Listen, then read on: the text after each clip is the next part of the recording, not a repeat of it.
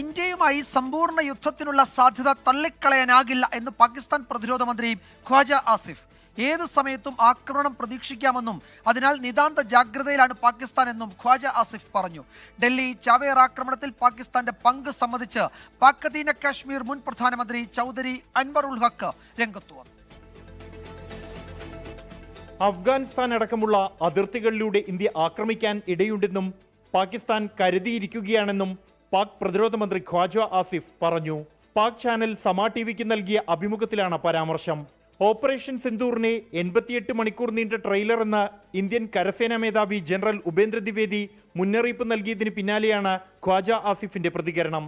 അതേസമയം ഡൽഹി ചാവേർ ആക്രമണത്തിൽ പാകിസ്ഥാന്റെ പങ്ക് സംബന്ധിച്ച് പാക് അധീന കശ്മീർ മുൻ പ്രധാനമന്ത്രി ചൗധരി അൻവർ ഉൽ ഹക്ക് രംഗത്ത് വന്നു.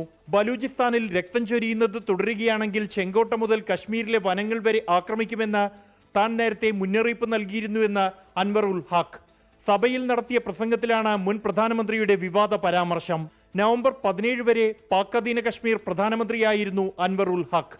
24 ഡൽഹി. ലോകത്തെവിടെയായാലും ഏത് സമയത്തും 24 വാർത്തകളും ഓഗ്മെന്റഡ് റിയാലിറ്റി പാക്കേജുകളും എക്സ്പ്ലെയിനറുകളും വിശദമായി കാണാൻ ഞങ്ങളുടെ യൂട്യൂബ് ചാനൽ നിങ്ങൾക്ക് സബ്സ്ക്രൈബ് ചെയ്യാം.